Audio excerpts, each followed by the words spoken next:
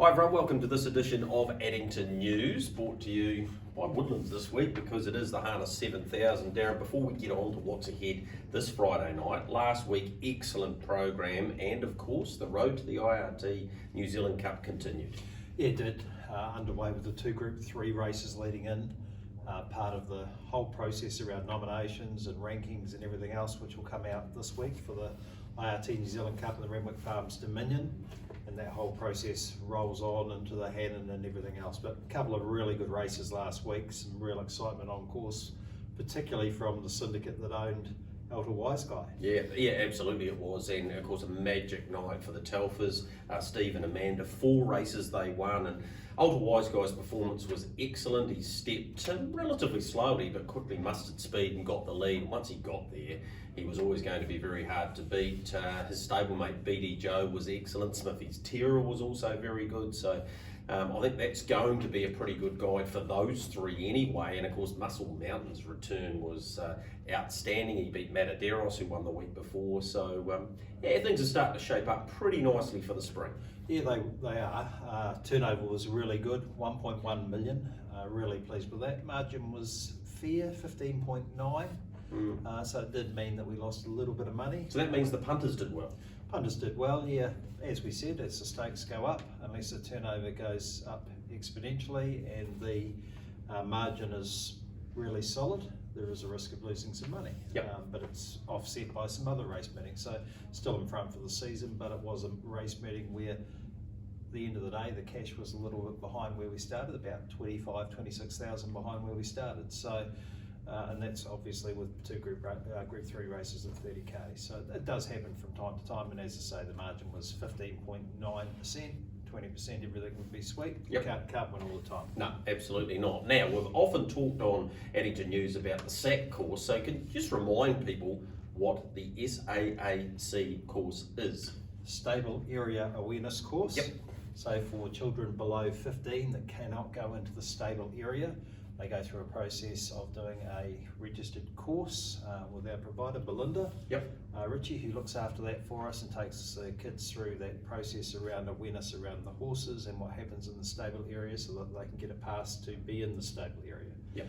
So another one of those will happen on the 14th of October, which is pretty cool because it's a big race night. It's Harness Millions night with New Zealand Bloodstock. So you just go to the Addington website, click on racing, page down the bottom to the stable awareness course, click on that and register, and all the details are there.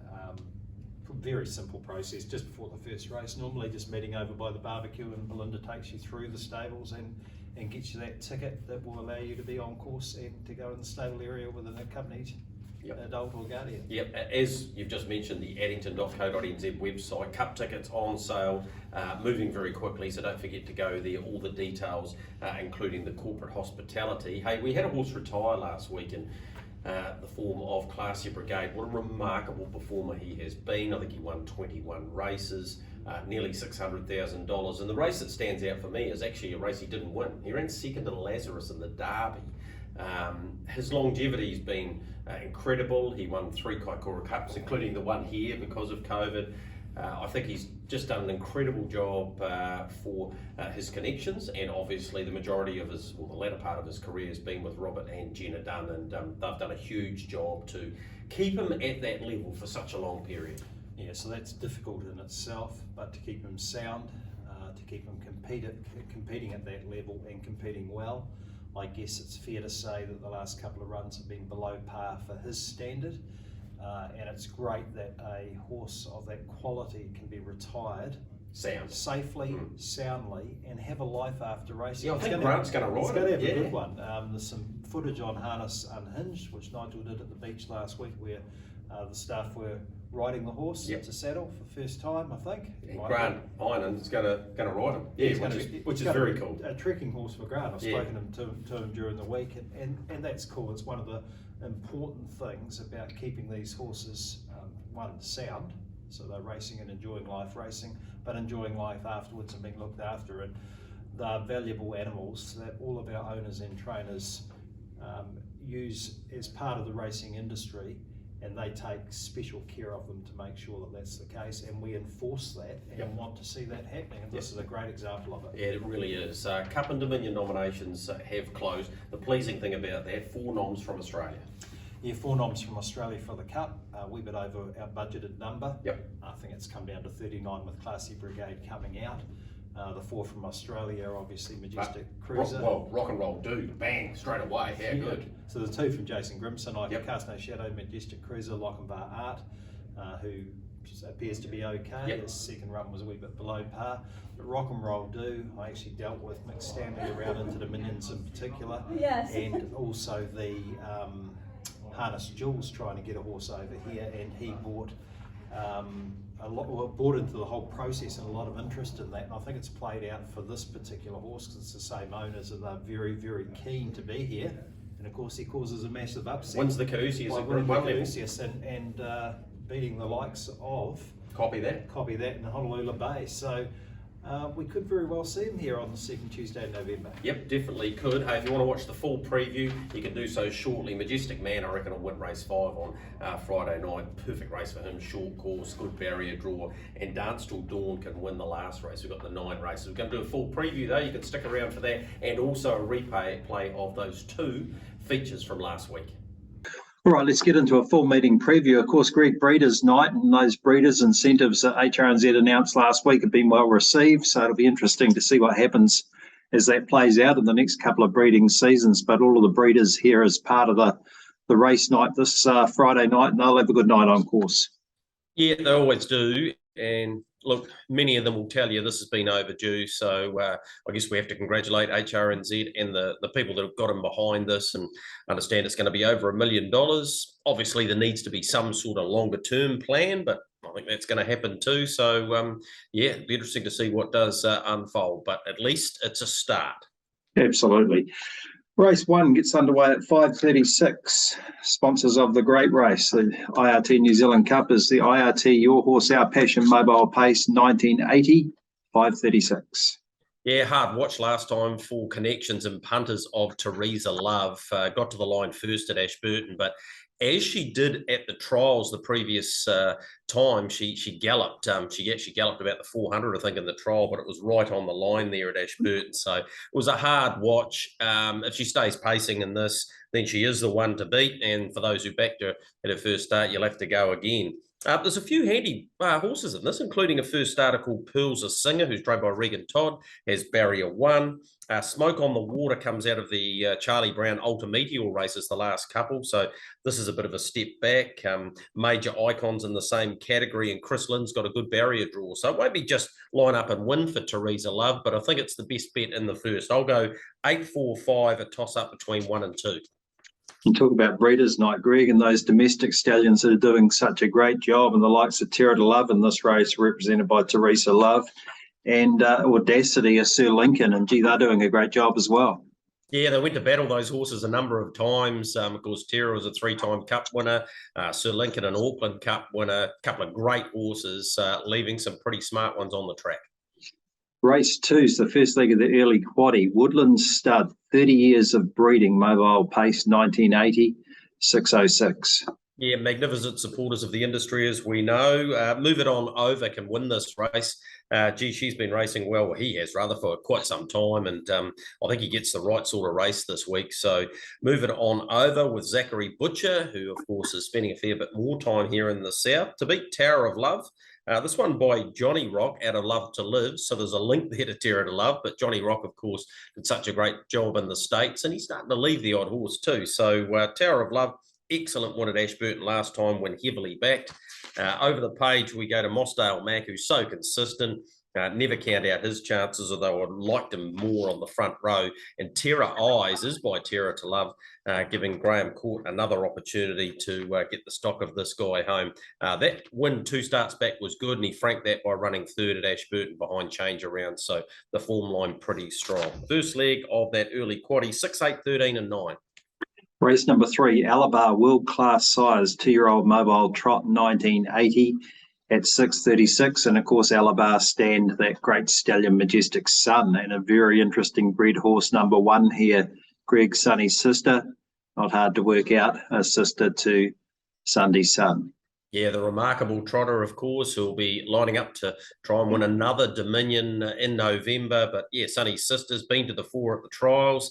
A little bit like its stablemate won over DeLine. Manners will be interesting at the start because those who've had a run, the Ivy League's one of those. Tectonic, who I thought was very, very good first up at Ashburton. It's never easy off the unruly, but gee, he made a real fist of it. He was very brave when third and behind Gold Bullion.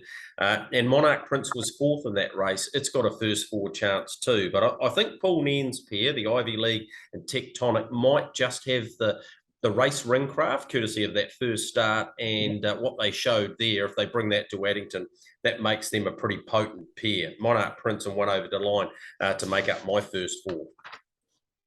Race number 4 is the box seat returns 21 September. That's next Wednesday, isn't it, Greg? And Mobile Pace 1980 706. I'll be pleased to have that back online. Yeah, absolutely. And there's been a few people asking when it does come back. Look, we do it at this time of the year because we are now getting right into the spring racing. We'll be reviewing the Hannon leading into the Caduceus Club 2-year-old fillies final at Auckland next week. Obviously, it's the week before the Canterbury Classic and all of those great races we'll have on the 30th. And then we get into the Harness Millions and Methven and Ashburton and all of those things. So there's so much that you can put into the show. And we're going to have a few different elements this year too. So looking forward to getting into it, Darren. It'll also have a bit more of a focus this year on preview rather than review. We've acknowledged that maybe 4 and 5 days after it's happened, it's all been on social media or it's been on the HRNZ website. So we're going to have a look further forward as opposed to back a little bit more this season. Steph's Boy in the fourth for me. Nice barrier draw, I think. Graham Court trains, racing really well. Right sort of race, very hard to beat. To beat No Terror, who has been excellent this time in. Yes, courtesy of the wide barrier draw, it won't be easy, but he's got a bit of talent, this guy. Sporty Charlie was disappointing last week, but there doesn't appear to have been anything wrong because he's lining up again this week. So you have to respect the DePhilippi factor there. And then you've got Van Shard and Bark. Now, Bark might come up favourite in this. He was very, very good first up, Darren, but he is not the finished product by any stretch. These horses have had quite a few starts and they have a bit more ring craft. He might just come out and win and you'll go, he's a really, really good horse, but I'm prepared to go again him in this one. So, yeah, I think Steph's Boy the best each way, race 4, number 6. The last leg of that early quaddie, race 5, is Marcoola at Neville Stud, free-for-all mobile trot 1980. 736, and what a speed machine he was, Marcoola. Very proud moments for the Tomlinson and the Ford family, and Clint Ford in particular, Greg. Who will ever forget that win in the Dominion? It was nothing short of remarkable. Lit up at the 800 metres, and he just kept going, and he kept going, and he kept getting further ahead, and he bolted in. I'll be surprised if he doesn't leave some really nice horses. So it's great to have his name associated with this race, and I think Majestic Man will win this. The Dominator sort of cost him last time, came out as hard as he did, and he had to take a trail, Brad Williamson. I think the key to that, Darren, is that was 2,600 metres. Majestic Man is an absolute short course specialist, and I don't think there'll be any drop into the trail here. I expect him to be in front, and if he gets there, I expect him to win. So I think he's one of the bets of the night. Midnight Dash, a decent chance. Chief of Staff, excellent first up. Majestic Lavros is an interesting runner. He's got a good record fresh, but he hasn't won fresh. He's a very smart horse, so I'm not prepared to leave him out of 4. But it is a good race. You know, it's a chance for horses like Matuatana, the Dominator, Enheim, to get back into form. But I just think he'll have the wood on them this week, Majestic Man. Race number 6 is the first leg of the Lake Quaddie, Harrison Bloy Handicap Pace, 2,600 at 806. Harrison Bloy, of course, part of Plummer's Night, Greg, but not only that, big supporters here at the Raceway. Yeah, they absolutely are. They're only around the corner, so if you want to check them out for anything plumbing-wise, bathroom-wise, they're the place to go to. I'm going to sound like I'm a walking advertisement for the Graham Court team, but I really like No Time Like Now this week. Gee, that was a good run first up, and that form has been well and truly frank. BD Joe winning that race, running second last week in the Avon City Ford New Brighton Cup. So I like No Time Like Now. I reckon if he finds the front, he'll take some catching like he did on show day last year. The 11 Cheezel, she's so consistent. The stand's no problem, although she's only won once from a stand. It's multiple times placed. All-American Lover, I know, wanted to be in that Mears race. She's a good horse, Darren. She ran second in that Country Cups final, win a great race, and behind the Falcon. The Falcon's come out and run second in a Morris Holmes. The 30 metres won't be easy, and it won't be easy fresh up, but she's all quality. And Hazer gets into this race nicely, always bubbles below the radar. Every day you want to leave Hazer out. You do it at your own peril. But I think no time like now is the best bet. Race number 7, the Woodland Stud Sire Stakes Harness 7,000 Mobile Pace, 1980 at 8:36. And of course, these horses had to be by stallions that stood for $7,000 or less in the year that they were conceived. So part of the Sire Stakes suite of races for different types of horses that make their payments. And this one, Greg, is a beauty, probably not down crying horses that have won the race previously, but this race has some real talent that are going to go head to head. Oh, absolutely. This is a cracking contest here. Artie's Express, too good in the Neville heat last week. It will be no picnic for her out here. I expect both Mossdale, Ben, Don Murrow to go forward. If they get to the markers and she has to come around them and sit outside those two horses, she's going to have to be every bit as good as what the Stonewall Stud team thinks she is. Can she win it? Absolutely. I think Don Murrow can win it. I really do. Gee, his run last time was superb. That was in behind Magic 4, where he was last at the 400 sectionally off the Herb, and also, your Stride Master was quite remarkable. He reproduces that, and if he does go forward, and there's no guarantee he will, but if he does, gee, he'll take some beating. I know the Hope family have a really big opinion of Mossdale Ben. He might not win this, but he definitely won to follow out of it. And Hale Lucius was very good last time. So I'm going around the horses that have drawn the widest out. I'll go 8, 9, 7, and 6, but what a good contest it is. Yeah, I mean, those 4 horses do stand out a little bit, Greg, but you look at Brie Express, who was unlucky last time. Live On Legends obviously got a lot of ability, so it's a deep field, and whilst there's only 9 horses there, they're very, very talented individuals going forward. We're going to see a lot more of them. Race number 8, Cup Week tickets selling fast, and they are 3-year-old Mobile Trot, 1980 at 9:06. Yeah, good race. Hot to Trot, drawn the outside. Group 1 placed, turned up here at Addington Raceway off the back of that Derby placing behind Highgrove and Double Delight, and just went superb. I didn't expect him to win fresh up, and I'm not totally convinced the Jones camp did either, but he did, and he'll be hard to beat in this. I've gone to him on top. I've got a lot of time for Sonny Louis. I reckon he could be one of the Derby favourites come December. I think he'll have a big part to play in that. He's got very good staying qualities, and he's a big, strong boy. He's by Royal Aspirations, and I'm looking forward to seeing him again. Regal Sierra is another one by Creatine, as is Hot to Trot, and I expect her to need the run probably, but what she showed us in her first campaign is she's got the ability.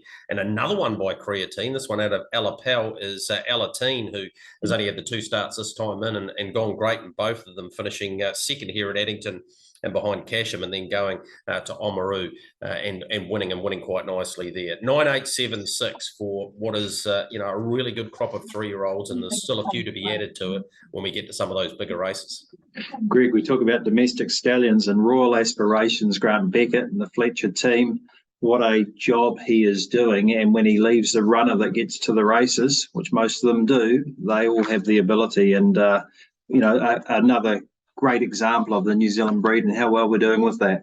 Yeah, absolutely. And I know Grant's delighted with the numbers that he's getting this year, already quite a few bookings, and that'll only continue because the stock keep on producing.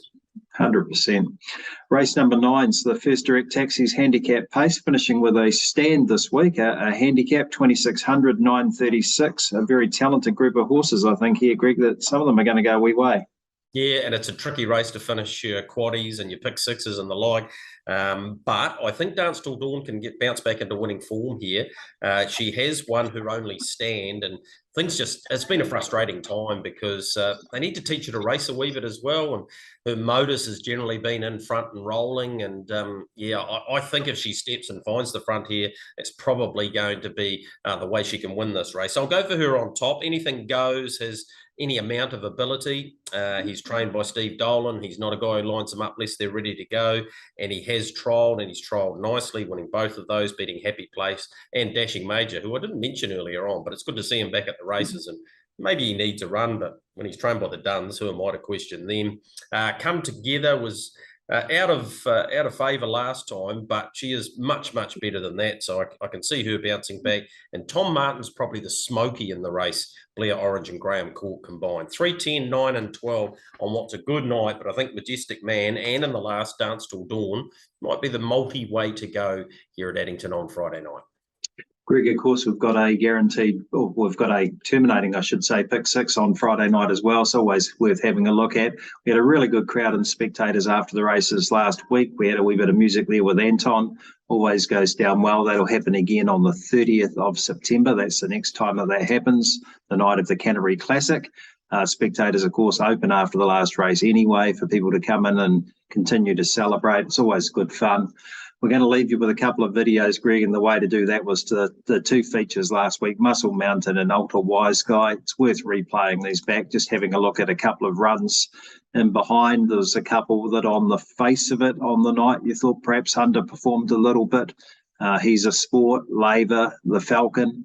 When you watch the race back, they're not that far away, and I think that many of those horses will bounce back through those runs in the next couple of weeks and leading up to the Cup. And as we say, Muscle Mountain's to be joined soon by the likes of Sunday Sun and the North Island Raiders, Bolt for Brilliance. So there's a lot of excitement to come. But enjoy these couple of races. Greg, we're looking for another good night, and I'm sure it will be. Yep, absolutely it will be. But yeah, check these 2 out because these races are going to be key going forward. 4 down the back, Mataderos trying to break their hearts. Muscle Mountain peels off his back now. Running on is Majestic Man. Mataderos leads. Muscle Mountain's coming though. Here he comes. Over the top comes Muscle Mountain. In the end, Dobson colours getting away. And Muscle Mountain won it by 2.5 lengths. Muscle Mountain in the ordeal beats Mataderos. Majestic Man runs third. A break off to Oscar Bonavina. Then came Midnight Dash from Enhine, Habibi Inter and Matuatana. 28 third quarter, 2 lengths away. He's a Sport. Running on then the Falcon. Steal the Show looking for an out. BD Joe comes to the outside of the 150. It's Alta Wiseguy. BD Joe 2 lengths away and coming quickly. Alta Wiseguy. BD Joe still 2 lengths away. It's a Stonewall Stud Cornella. It's Alta Wiseguy. Alta Wiseguy beats BD Joe. Third to Fido between Smithy's Terror and Steal the Show. Then came He's a Sport, Heisenberg. Laver. The Falcon couldn't go on from Classie Brigade and Johnny Mack.